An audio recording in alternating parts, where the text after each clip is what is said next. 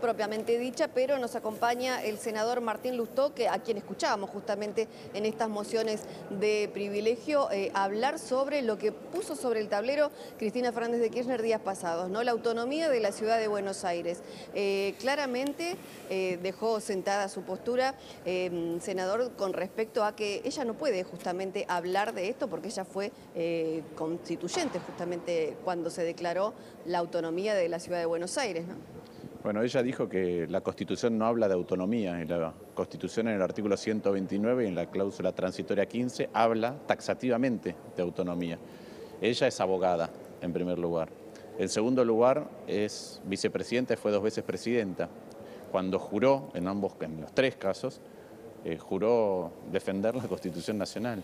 Además fue convencional constituyente, fue secretaria del bloque del PJ, en esa convención, y fue la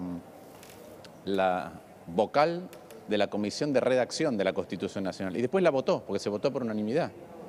Entonces, yo quiero creer, o mejor dicho, pienso, que no es ignorancia de la Constitución Nacional, que lo que ella hace cuando establece estos temas o los pone en la agenda pública es tratar de distraer la atención sobre lo que realmente está pasando en la Argentina.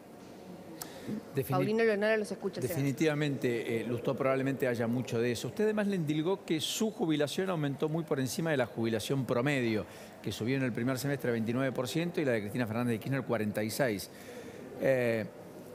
También es cierto Así que... es. Correcto. No solamente es casi 80 veces más alta, sino que además las jubilaciones de privilegio no se ajustan por la fórmula general.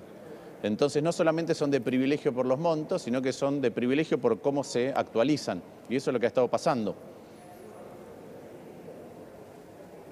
Qué bárbaro, ¿eh? Estoy mirando, Helio, para que te sumes también, porque antes de cualquier otra discusión para salir de eso, acá hay una avanzada sobre la autonomía porteña que usted entiende que es efecto solamente distractivo o que al final del camino lo que están queriendo hacer, porque aquí Cabandier con nosotros lo planteó ayer, es abrir una discusión adicional, más grande, que inclusive conlleve la reforma constitucional del 94 e inclusive desandar algún camino que Cabandier marcó, se hizo en aquel entonces, que fue que los recursos por caso naturales pasen a las jurisdicciones provinciales y dejen de pertenecer, en ese caso, a la nación, hidrocarburos, litio y otros tantos. A ver, primero, hay una metodología que tiene el kirchnerismo, particularmente el cristinismo, que es que cuando hay algo que no le gusta lo que está ocurriendo, toma posturas que socavan las instituciones. Y al revés de lo que se la pasan diciendo, estas no son instituciones de la dictadura, de los distintos golpes de Estado que hemos tenido en la Argentina. Son instituciones que nos hemos dado en estos casi 40 años de democracia. De hecho, la Constitución Nacional es una Constitución del año 94. Antes de eso, en este mismo Congreso se votó un núcleo de coincidencias básicas. Lo votó todo el bloque del PJ. Algunos de esos senadores están hoy acá. Y después fue la convencional constituyente y después hubo convenios entre Nación y la Ciudad de Buenos Aires donde se traspasaron cosas, algunos de los cuales fueron impulsados por Néstor Kirchner y promulgados a través de una ley por Cristina Fernández de Kirchner.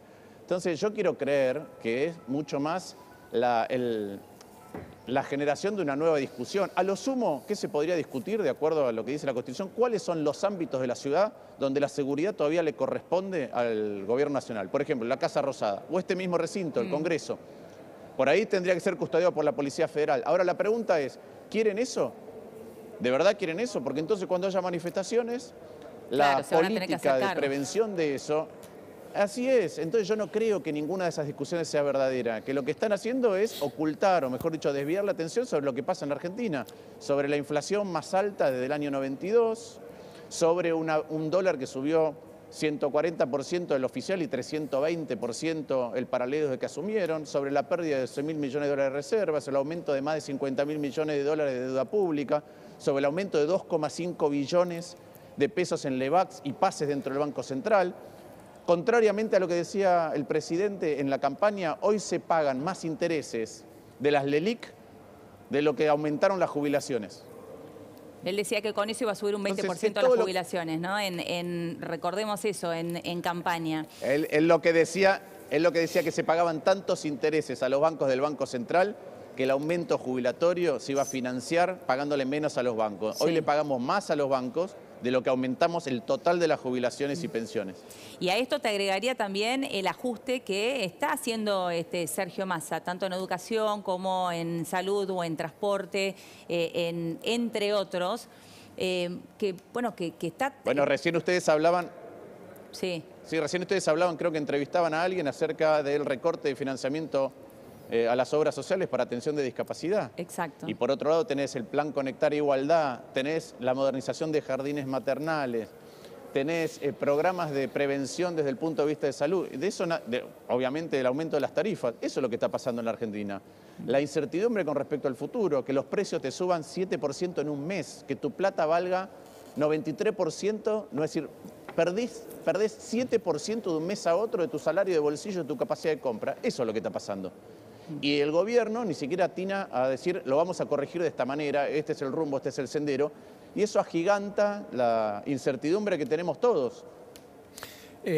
Lustó, ¿en algún punto coincide en el tramo grueso de lo que ha definido Massa como gestión de gobierno en el primer mes y algo de ministro de Economía? ¿Coincide en nada? ¿Cree que está en el camino equivocado? ¿Cómo lo calificaría? Yo lo que veo es que le ha aportado un...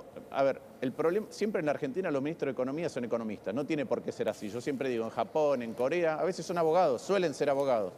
Ahora acá nombramos un ministro de Economía porque tiene volumen político, ¿sí? Eso es lo que hizo el gobierno. ¿Para qué? Para resolver un problema político que está más arriba. La pregunta es, ¿lo resolvió? No parece.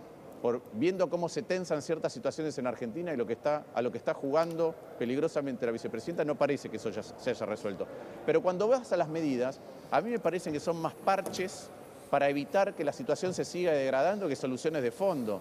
Voy a darte algunos ejemplos, pero si vos congelás el ingreso a planta pública, pero dejaste que entraran 135.000 personas en un año y 8 meses al Estado en los distintos niveles, la pregunta es ¿para qué entraron? Entraron porque hacían falta más docentes para recuperar el tiempo que perdimos de educación y aprendizaje en pandemia, entraron para reforzar el sistema de salud, entraron porque tenemos una hipótesis de conflicto bélico. 135.000 personas. Entonces no veo que eso se haya abordado de fondo. Cuando uno mira las empresas públicas, los recortes que se están haciendo se justifican en que no han sido ejecutados esos presupuestos o esas partidas por las distintas reparticiones estatales. Bueno, AISA no terminó de ejecutar y ya le aumentaron el presupuesto. ¿Cómo? Claro, porque algunos y otros no, ¿no? ¿Cuál es? Claro, mientras están recortando, no sé, Conectar Igualdad Sí. o los jardines maternales porque no ejecutaron, uno ve que AISA, que tampoco ejecutó la totalidad de su presupuesto, recibió un aumento de partida presupuestaria. Entonces, ¿cuál es el criterio? ¿Eso porque Malena Galmarini la conduce, dice usted? No sé por qué, sí, pero que tendrían que explicitar cuál es el criterio y por qué pasa así. Cuando uno gasta mal y después te viene la restricción presupuestaria, la verdad que también cortás mal. ¿Por qué? Porque vos generás, cuando estás entusiasmado con que podés financiar cualquier cosa, inclusive emitiendo deuda o emitiendo billetes y monedas, vos decís, bueno, lo financio igual, tengo déficit, pero lo financio. Incorporás gastos que después es difícil cortar. ¿Y cómo terminás cortando? Terminás cortando mal, como están cortando ahora. Claro. Ahora, durante todo este tiempo estuvimos hablando de la vicepresidenta, de Cristina Kirchner y de Sergio Massa. En ningún momento ni lo mencionamos ya al presidente, Alberto Fernández. ¿Cuál es el rol de Alberto Fernández hoy? No sé cuál es el rol del presidente, yo lo veo ausente de todas estas discusiones. De hecho, de vez en cuando genera una agenda paralela a los grandes problemas que tiene la Argentina. Agenda de visitas y no agenda de decisiones. Y así como la vicepresidenta sí se ocupa de su propia agenda, cuando uno ve lo que se discute en el Senado, cuando ve cómo se instalan temas. Hace pocos días nosotros teníamos 5 comisiones en un día y no se pudieron hacer las reuniones de comisión porque la vicepresidenta estaba transmitiendo su alegato, su pseudo alegato.